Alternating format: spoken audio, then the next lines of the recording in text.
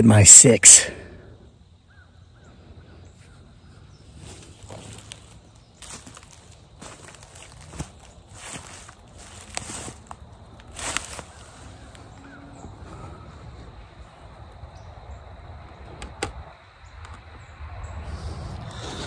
Guys, this forest is filled with creepy crawlies today.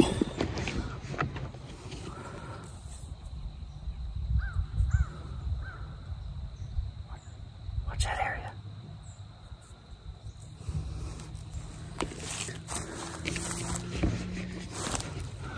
I saw movement there, something dark.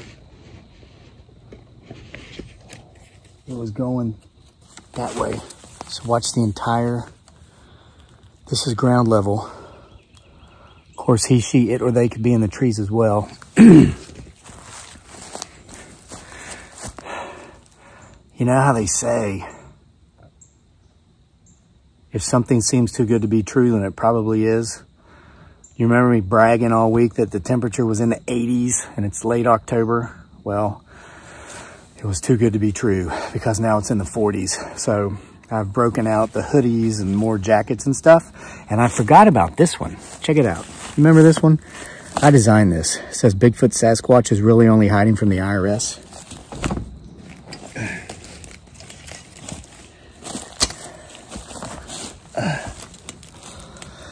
That's just one of my theories. I mean, you know, but this is available from our merchandise shelf. If you scroll down just below the video, a lot of you guys have bought t-shirts and hoodies and stuff. If it's getting cold where you are, these are nice. This is so soft and so comfortable. I don't want to take it off.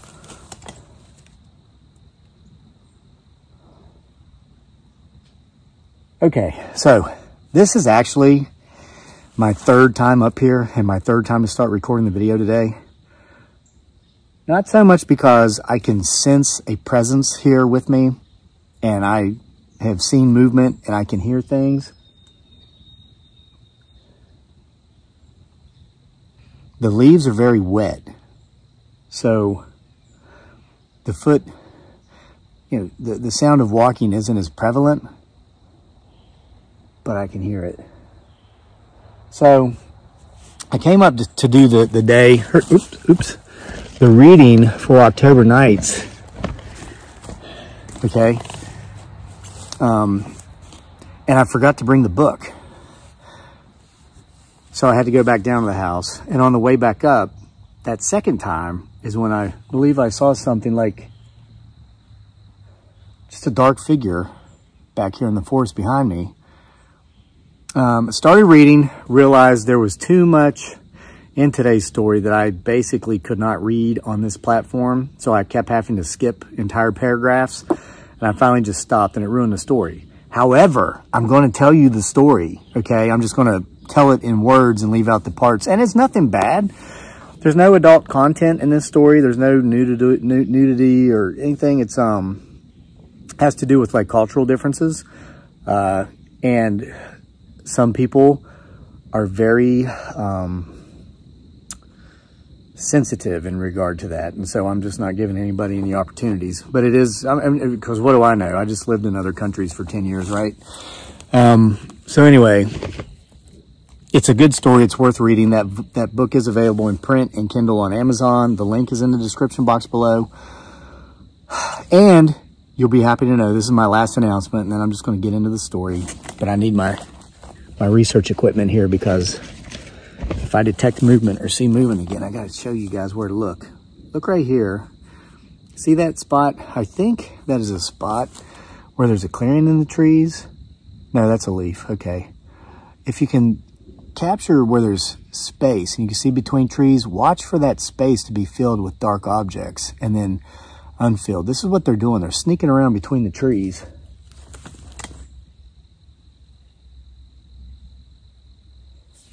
Okay, so it's an interesting story for October 25. It's called The Curse of El Chupacabra. And once again, like some of the other stories, I ran 4 miles earlier and I never even did reset my stopwatch. So, there's a story behind the story that's just as creepy as the story itself. I'm going to save that for the end because that's when it actually happened. So here's the story. I mean, and I was bashing the sport of soccer too, you know, and some people are sensitive to that. I was talking about how, you know, I referred to it as the sport that's been ruining boys in America for the last 20 years.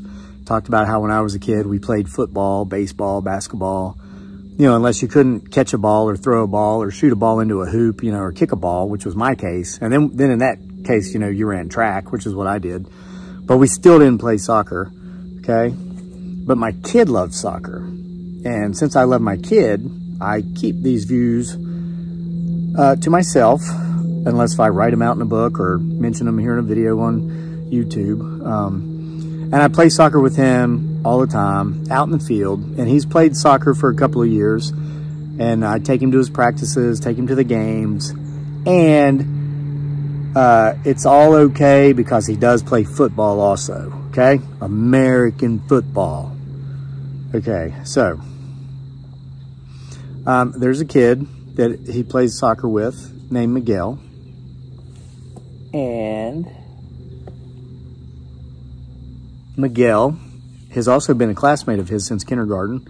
And so there's been times, you know, in the past couple of years where we'd carpool, because Miguel and his family live right up the road from us. And wonderful people. They are Puerto Rican, of Puerto Rican ancestry.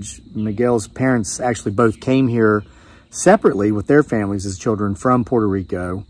Then they met here once they were here in the U.S.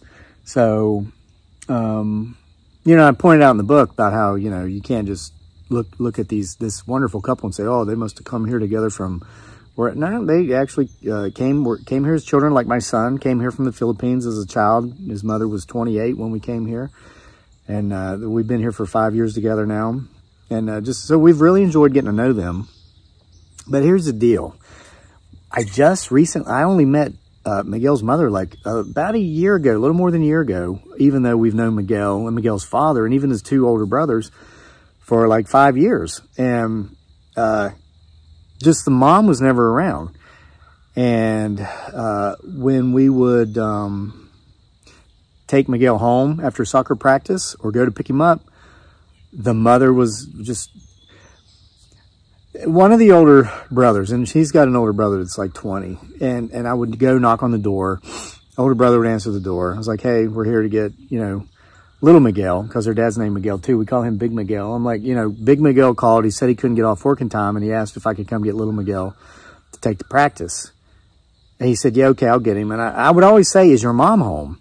You know, and so he's standing there at the door, and he'd do one of these. He'd go, no, she's not here right now. You know, he was looking into like a part of the house that I couldn't see from outside as if to get direction from somebody. That somebody I always assumed and probably knew was his mother saying, no, you know, tell him I'm not here. So at first, I just thought, well, this woman is antisocial or she just doesn't want to meet people. But after a couple or 3 years, it's like, come on now. Our kids are friends. They've been in class together. They play soccer together. This just doesn't make much sense. And then you know what I thought? And this is terrible, but it's true. This is a true story, okay? I thought maybe Miguel's mother was just so ugly that she didn't want to go outside. She didn't want to be seen by other people, didn't want to meet other people because maybe she felt bad about how ugly she was.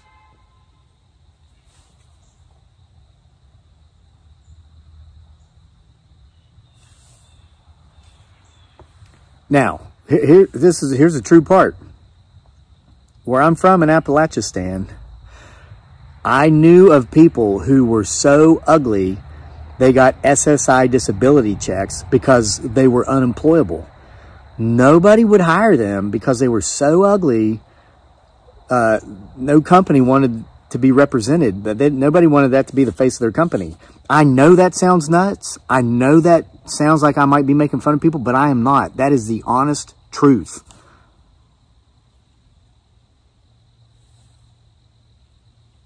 So that's why I just naturally thought or assumed this about Miguel's mother. I thought, well, she's just so ugly, you know. Man, was I wrong. Last October, how appropriate that this story is in a book called October Nights. Last October, soccer season. We take our son to a soccer game, and we get there, and we notice like every man is like staring down like in the same direction. And every man's wife was staring very angrily at their husbands. I was like, what's going on? So I looked down, and you know who was standing down there at the end of the soccer field? Freaking Selma Hayek, like when she was 32. I mean, Selma Hayek, she's like 54 now, still smoking hot, absolutely gorgeous. But remember how hot she was when she was 32? 32-year-old Selma Hayek was standing down there at the end of the soccer field. At least that's what I thought. I said to my wife, I said, is that Selma Hayek? But it wasn't. It was Miguel's mother. Miguel's mother could be like the spitting image of 32-year-old Selma Hayek. Beautiful.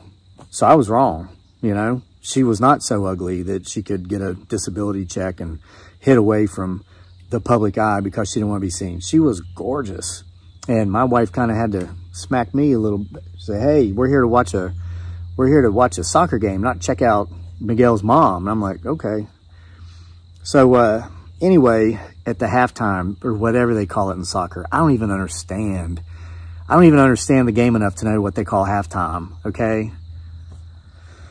I was hoping it was just a phase, but it looks like it's here to stay.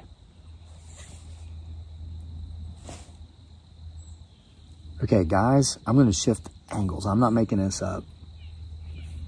There's a big tree right here, this big oak tree, where the ultimate contraption, the receiver for the ultimate contraption is leaned up against this tree. There it is.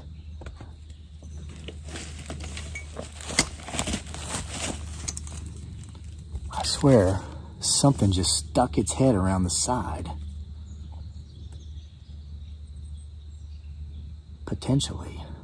It's like I sensed something there. I looked over and I saw it pull back. Hold on, I've got to look back there. Okay, just remember, 32-year-old Selma Hayek lookalike, okay? And remember, these shirts are available from our merch shelf. And the books are available on Kindle. Bigfoot Sasquatch 5, coming out real soon, probably in 48 hours. I will be back. I just wanted to make sure to get those last advertisements in there in case I don't. Come back. I better not go in there empty-handed. I need to take my equipment.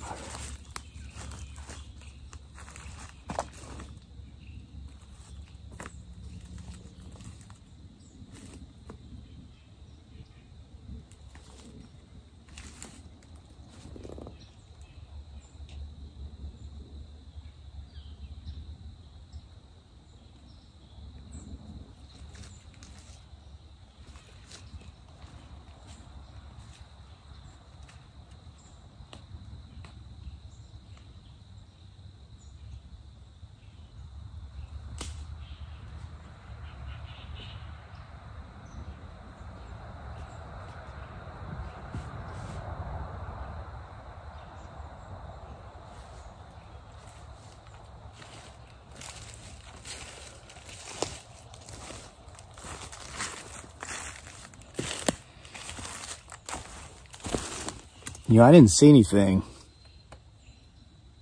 but I heard like a growl.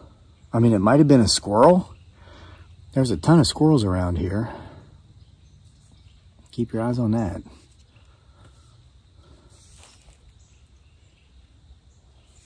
But squirrels don't growl, they bark. All right, so anyway, halftime, if that's what they call it. Miguel's father sees us, he comes over and he introduces us to his wife. And man, she was just beautiful. So anyway, we decided we'd get together and have dinner. That's a squirrel. Hear it? That's not what I heard right here a minute ago. So anyway, a few days later, we have dinner with Miguel's family at their house, and they prepared a beautiful spread of ethnic food, Puerto Rican food. And there was a lot of similarities in it to Filipino food, like my wife cooks. We live off a predominantly Filipino diet. And a lot of it's for historical purposes. Basically, Spain occupied both countries during the same 433-year period before we ran them out of both countries during the Spanish-American War in 1898, ending Spain's dominance as a world power. Well, England actually ended it long before that. When they destroyed the Spanish Armada, we basically ended their colonialism days by kicking them out of those countries during the Spanish-American War. So, it almost makes me wonder if that squirrel over there is seeing something out of the ordinary as well, because it's upset about something. Wow. And now we've got to switch angles again because there's movement right back here. Guys, you see that?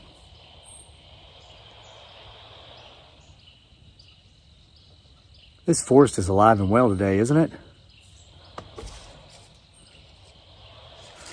So it sounds like somebody's running a chainsaw over the hill over there somewhere. It's not close, but sound travels up here in these hills. Okay, so we're at Miguel's family's house.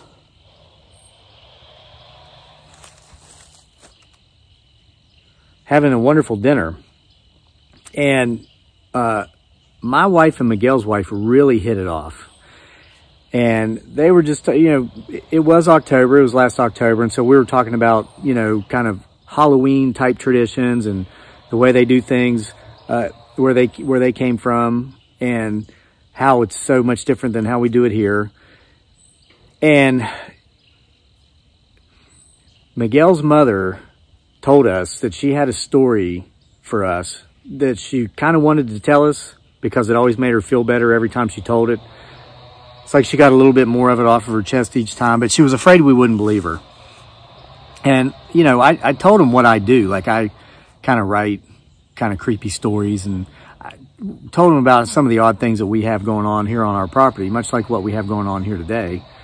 And I told her that, you know, we would not consider her crazy because of her story, and that if it made her feel better to tell it, she could tell it to us. And I'm going to walk back this way a little bit to try to get a little bit further separation from that noise. That chainsaw, it might be a leaf blower, I don't know. So I'm gonna come up here so we can focus on the story. I know this has been a long-winded one, but we're getting to the end. But I think we're also getting some other things on film here that I hadn't expected to get today. So that thing that was behind the tree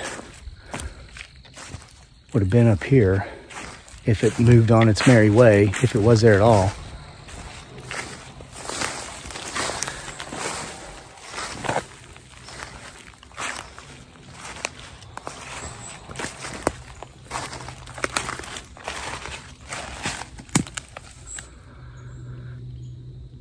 Okay, so keep getting my 6. So basically, Miguel's mom told us that when she was a little girl, like 4 or 5, and these events that I'm about to tell you about is actually why her family came to the U.S. She said they had a sizable goat farm in Puerto Rico. It's on the outskirts of a pretty decent sized city. And when she was 5, and she has one memory of and it happened on Halloween night.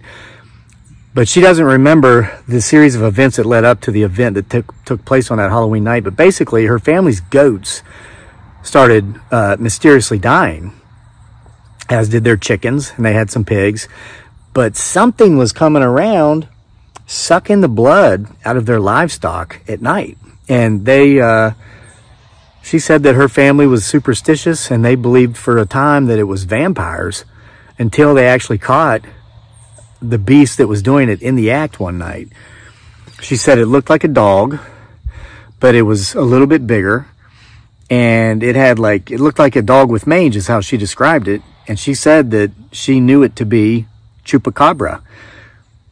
And, you know, I researched this story after I got home and she told me about it. And I guess the actual first sighting of Chupacabra was in Puerto Rico. And it was around the time frame in which, you know, this young woman said that it happened on her family's farm. And I'm kind of thinking they might be the actual first people to see Chupacabra. So, was that movement? Did you see that? Right there. Something just went.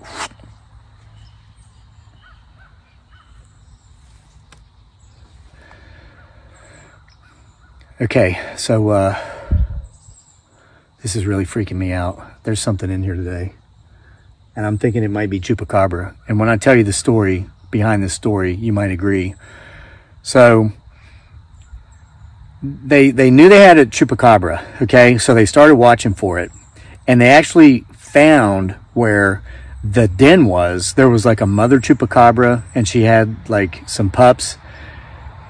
And so they waited until Halloween night, being that they were superstitious. They thought that somehow they would have more success with dispatching this entire, horde of Chupacabra if they waited until All Hallows Eve. So Halloween night came, darkness fell.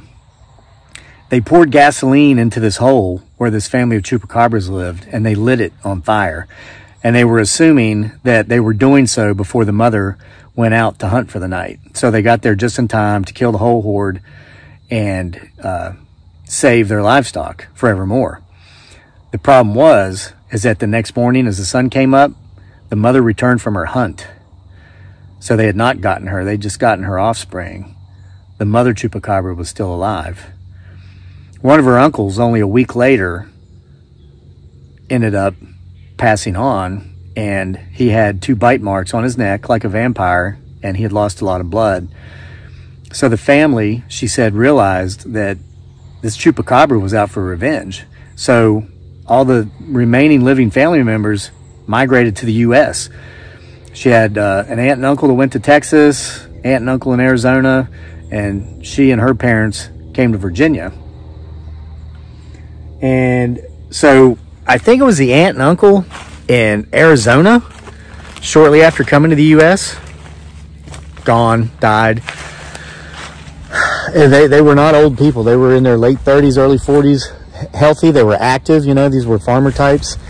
They died. So it scared the aunt and uncle who were in Texas so much that they went to Maine, because they figured, well, let's go to Maine. It's cold. The climate is nothing like it was in Puerto Rico or the southwestern U.S. And a year or so later, that aunt and uncle died mysteriously the same way.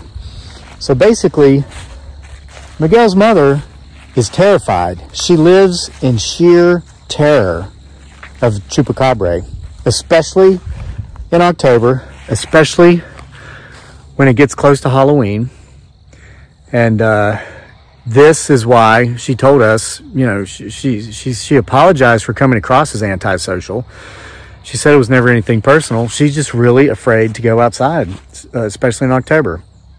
So we told her that we had every reason to believe her story. We didn't doubt it, and we didn't. And we left that night. She made sure to shoo us away just before dark because it was October, and every night, especially on October nights, she keeps her house locked up and secured. So we got in the vehicle, and we started off down the road, and we had only gone about a mile.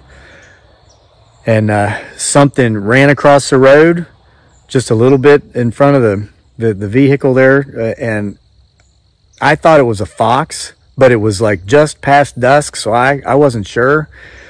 And it ran out into a field, and I slowed down so I wouldn't hit it. And so when I looked over into the field, I saw 2 red eyes glaring back at me, okay? Foxes don't have red eyes. Now, okay, the end. Potentially. The story behind that story is the very day that I finished actually writing that story for this anthology, October Nights, 31 Tales for the Halloween Season. We were going down the road, okay, at almost the exact same spot where these events occurred in the story, and we saw a Chupacabra run across the road. This is true, in that a small dog-like animal, a little bit bigger than a fox maybe, that appeared to have mange, ran out in front of our truck. It was this late summer. and my wife was riding shotgun, or someone was in the back seat. I said, oh my God, did you see that? And my wife said, yeah. What was that? And I said, it looks like a chupacabra, doesn't it? And she said, yeah. She goes, what do you think it was? And I said, well, if we were to try to use logic to explain this, I would say that it's probably a red fox with mange. And she said, okay. And we didn't say anything else about it. I mean, that happened. So anyway, I've got to go. It is chilly up here. I mean, I'm walking around and moving around, and this is very warm. Bigfoot Sasquatch is really only hiding from the IRS. Available from the merch shelf below. So it's keeping me warm, but I do need to go back down to the house and put some more wood on the fire there in the wood stove. So hope you enjoyed this oral telling of oral paraphrasing, because I did have to take out some parts, of course. And again, it's not bad. If you read the story, you're not going to, and our viewers, well, I pretty much know who watches our videos. You guys wouldn't be upset with any of the stuff in the story, but I tell you. All right. See you for more next time.